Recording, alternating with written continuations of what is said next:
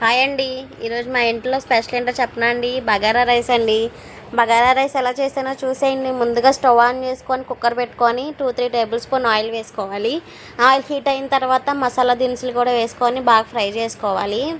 అలా మొత్తం బాగా ఫ్రై అయిన తర్వాత గుప్పుడు జీడిపప్పు కూడా తీసుకొని బాగా ఫ్రై చేసుకోండి.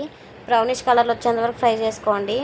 అలా ఫ్రై అయిన తర్వాత ఒక పెద్ద సైజు ఉల్లిపాయ, 2 పచ్చిమిరపకాయలు కూడా వేసుకొని బాగా ఫ్రై చేసుకోండి.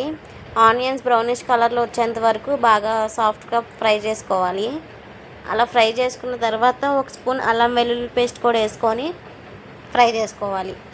ఆనియన్ అల్లం వెల్లుల్లి పేస్ట్ పచ్చదనం పోయేంత వరకు ఫ్రై చేసుకోండి. తర్వాత ఒక పెద్ద సైజు టమాటా కూడా వేసుకొని బాగా మగ్గించుకోవాలి.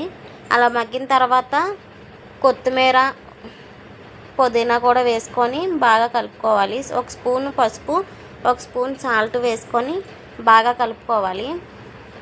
బాగా కలుపుకున్న తర్వాత ఎసరు పెట్టుకోవాలి. ఇప్పుడు వాటరు నేను గ్లాసున్నర బియ్యం తీసుకున్నాను. గ్లాసున్నర బియ్యానికి గ్లాస్కి 2 చొప్పున వాటర్ పోయాలి. నేను గ్లాసున్నర బియ్యానికి 3 గ్లాసులు వాటర్ పోసుకున్నాను.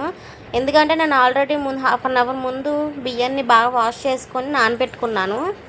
అలా వాటర్ వేసిన తర్వాత సాల్ట్ అడ్జస్ట్ చేసి చూసుకొని బియ్యం కూడా వేసేసుకొని కుక్కర్కి విజిల్ పెట్టేసుకుంటామే. 3 విజిల్స్ వస్తే చాలండి, రైస్ ఉడికిపోద్ది.